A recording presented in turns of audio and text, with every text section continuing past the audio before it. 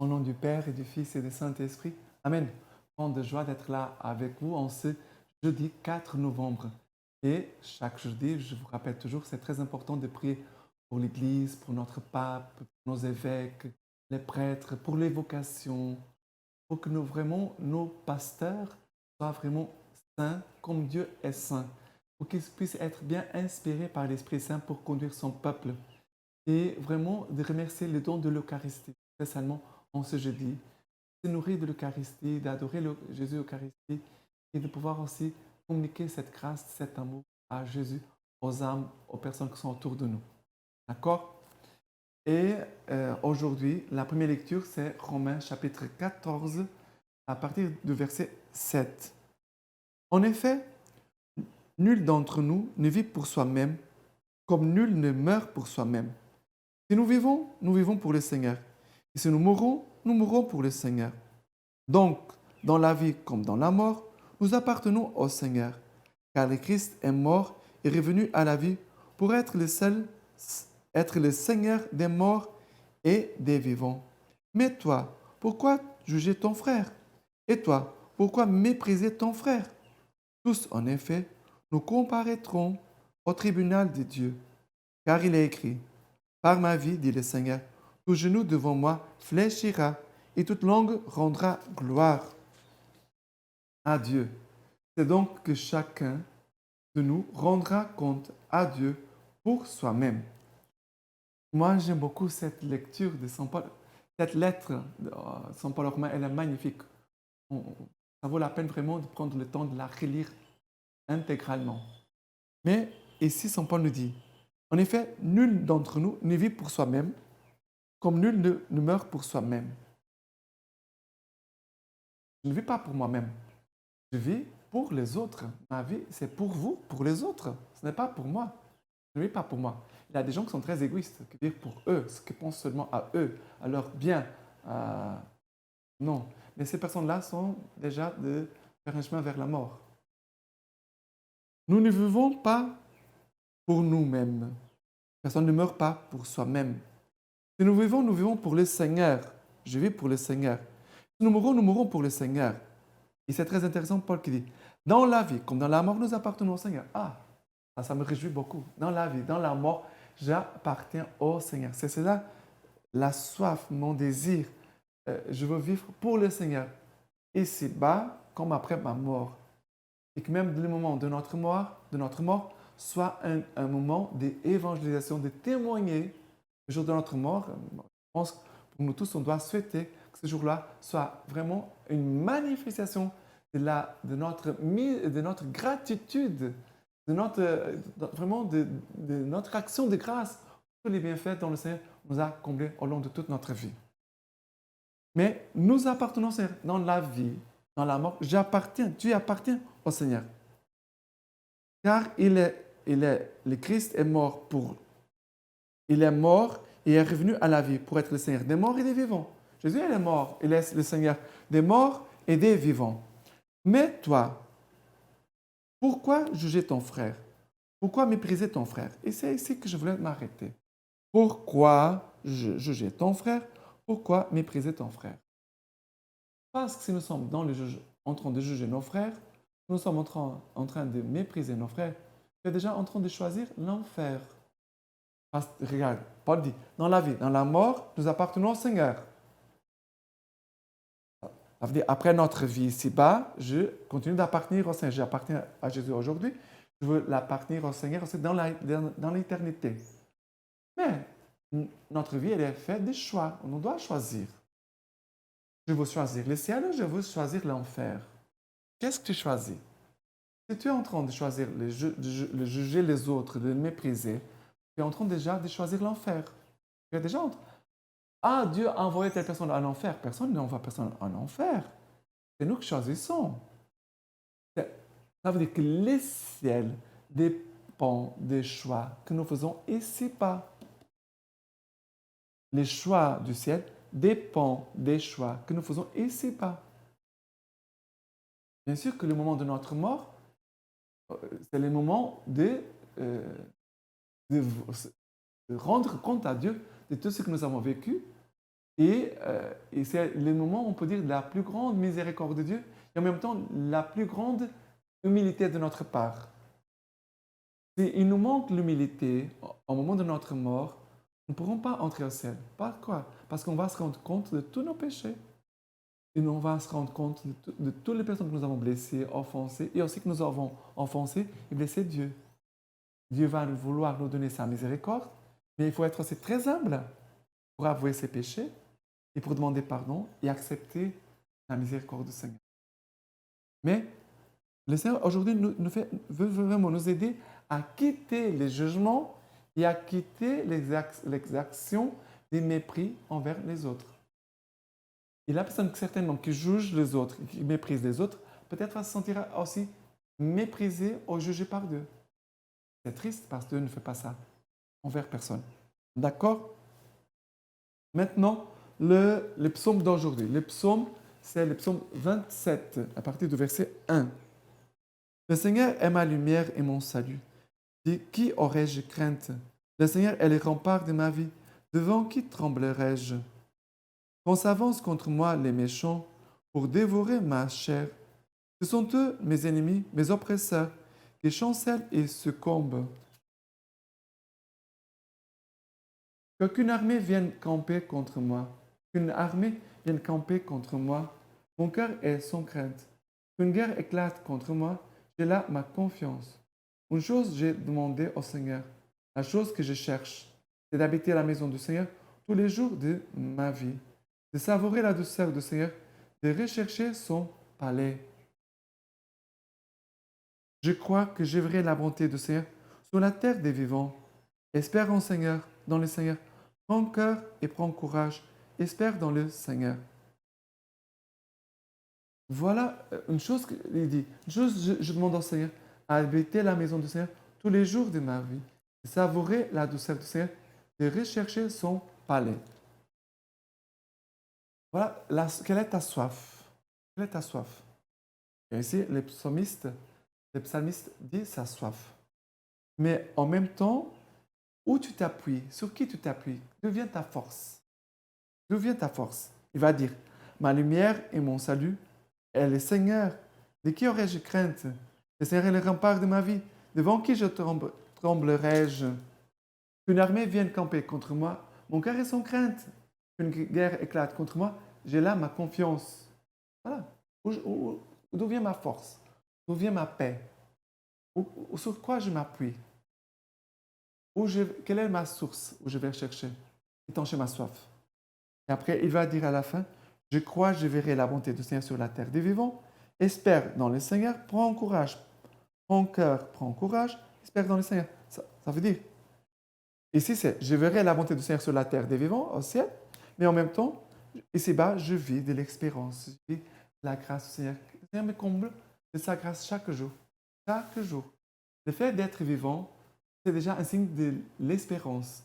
D'être en vie, c'est déjà la grâce, que le Seigneur nous accorde, son amour, de sa force, de vraiment que le Seigneur nous soutienne et veut vraiment faire en nous, de nous, des signes, son amour, son salut. Maintenant, l'évangile d'aujourd'hui, c'est Luc chapitre 15, de versets 1 à 10. Cependant, tous les publicains et les pécheurs s'approchaient de lui pour l'entendre. Et les pharisiens et les scribes lui murmuraient. Cet homme, disait-il, fait bon accueil aux pécheurs et mange avec eux. Il leur dit alors cette parabole. Lequel d'entre vous, s'il a 100 brebis et vient à en perdre une, n'abandonne les 49 autres dans le désert, s'en aller près celle qui est perdue jusqu'à ce qu'il l'ait retrouvée? Et quand il l'a retrouvée, il la met tout joyeux sur ses épaules. Et de retour chez lui, il assemble amis et voisins et leur dit, réjouissez-vous avec moi, car j'ai retrouvé ma brebis qui était perdue. C'est ainsi que je vous le dis, qu'il y aura plus de joie dans le ciel pour un seul pécheur qui se répand que pour 99 autres justes qui n'ont pas besoin de repentir. Ou bien, quelle est la femme qui, Si elle a 10 drachmes et vient à perdre une, allume une lampe, ne balaye la maison et ne cherche avec soin jusqu'à ce qu'elle l'ait retrouvée. Et quand elle l'a retrouvée, elle assemble amis et voisines et leur dit, réjouissez-vous avec moi, car j'ai retrouvé la drachme que j'avais perdue. C'est ainsi que je vous l'ai dit, qu'il naît de la joie devant les anges de Dieu pour un seul pécheur qui s'est repenti. Et ça me touche beaucoup parce que souvent on pense à nous. L'homme pense beaucoup à lui. Parfois il pense aussi beaucoup aux autres. Mais parfois l'homme ne pense pas à Dieu. Pas beaucoup à Dieu. Il ne pense pas à Dieu. Et cette parabole, elle nous fait penser à Dieu. Dieu se réjouit. Ça veut dire que Dieu se réjouit. Dieu aussi peut être attristé aux étoiles. Ça veut dire qu'on peut rendre Dieu joyeux, on peut rendre Dieu triste. Et ici, il nous parle de repentir, de la conversion. Ça veut dire la brebis qui revient à l'église, qui vient au troupeau, au bercail, elle fait la joie de Dieu. Regardez, la brebis qui revient au troupeau, elle fait la joie de Dieu. Ça veut dire que je ne peux pas vivre loin du troupeau. Si je suis loin de l'église, nous appartenons à l'église catholique. S'il y a un frère qui s'éloigne de l'église, c'est là la triste cœur de Dieu. Dieu devient triste à cause d'une seule brebis.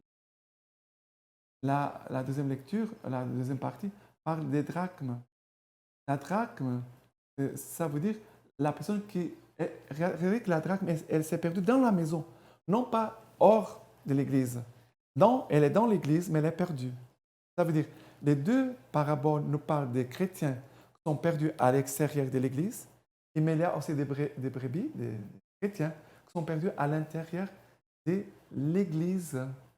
Il y a des gens qui sont dans l'église, qui sont perdus dans les péchés, dans les vices, dans les mauvais chemins, qui sont loin de Dieu, qui ne comprennent rien peut-être de la parole, qui n'ont pas été bien évangélisés, n'ont pas été bien catéchisés, qui vont recevoir la communion parce qu'ils voient tout le monde qui va la recevoir, ne connaissent pas l'amour de Dieu qui se donne à eux dans l'Eucharistie. Ils ne connaissent pas la valeur, la miséricorde, du pardon de Dieu. Ils sont dans l'Église, mais ils sont perdus. Et le Seigneur, aujourd'hui, veut vraiment nous dire, mais il faut faire attention à toutes les brebis, celles qui sont à l'extérieur, perdues, mais celles aussi qui sont à l'intérieur, qui sont perdues. Et moi, je pense toujours à l'évangélisation des enfants. Je pense toujours, est-ce que nos enfants sont bien évangélisés? Ce n'est pas doctriner, apprendre la doctrine par cœur. Je pense d'être évangélisé.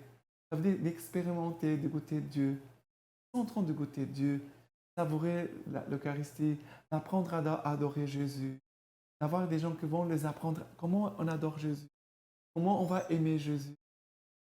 Comment on fait? Voilà, de correspondre à cet amour de Dieu. D'accord? Et la lecture patristique d'aujourd'hui en cette fête de Saint Charles Borromée. Homélie prononcée à son dernier synode. Nous sommes tous faibles, je le reconnais, mais le Seigneur Dieu nous a donné des moyens où nous pouvons facilement trouver du secours si nous le voulons. Si nous le voulons. Voici un prêtre qui voudrait mener la vie irréprochable à laquelle il se sait obligé, qui voudrait être chaste et avoir la conduite digne des anges, qui lui convient. Mais il ne décide pas d'employer les moyens voulus. Le jeûne, la prière, la fuite des relations mauvaises, des familiarités nuisibles et dangereuses. Cet autre, lorsqu'il entre au chœur pour la psalmodie ou lorsqu'il va célébrer la messe, se plaint de ce qui, mille pensées, se présentent aussitôt à son esprit. Il est distrait de Dieu. Mais avant d'aller au chœur ou de célébrer la messe, qu'a-t-il fait à la sacristie? Comment s'est-il préparé? Quels moyens a-t-il pris pour maîtriser son attention. Veux-tu que je t'enseigne comment progresser sans cesse de vertu en vertu? Et si déjà tu étais attentif au cœur, comme tu pourras l'être davantage une autre fois pour que tes hommages plaisent à Dieu encore plus? Écoute bien, si un petit feu d'amour divin est déjà allumé en toi, ne le montre pas tout de suite, ne l'expose pas au vent, garde fermée la porte du four pour ne pas laisser perdre la chaleur. Cela veut dire, fuis autant que possible les distractions, demeure recueilli en Dieu, évite les conversations frivoles. Tu as la charge de la prédication et de l'enseignement, étudie, applique-toi à tout ce qui est nécessaire pour bien exercer cette charge. Soucie-toi d'abord de prêcher par ta vie et tes mœurs. Évite qu'en te voyant dire une chose et en faire un autre, les gens ne se moquent de tes paroles en hochant la tête. Tu as charge d'âme. Ce n'est pas une raison pour négliger la charge de toi-même et pour te donner si généreusement aux autres qu'il ne reste plus rien de toi-même pour toi, car tu dois te souvenir des âmes dont tu es le supérieur, mais sans oublier toi-même. Comprenez, mes frères, que rien n'est aussi nécessaire pour des hommes d'Église que l'oraison mentale qui doit précéder toutes nos actions, les accompagner et les suivre. Je chanterai, dit le prophète, et je serai attentif. Si tu administres les sacrements, mon frère, pense à ce que tu fais. Si tu célèbres la messe, pense à ce que tu offres. Si tu psalmodies au cœur, réfléchis à ce que tu parles et à ce que tu dis. Si tu diriges les âmes, songe au sang qui les a lavées. Ainsi, faites tout avec amour. C'est ainsi que nous pourrons vaincre facilement les innombrables difficultés que nous rencontrons nécessairement chaque jour du fait de notre position. C'est ainsi que nous aurons la force d'engendrer le Christ en nous et chez nous. Cette lecture. Maintenant, je vous laisse la bénédiction par les mains toutes pures de la Vierge Marie. Que Dieu Tout-Puissant vous bénisse et vous garde, le Père, le Fils, le Saint-Esprit. Amen.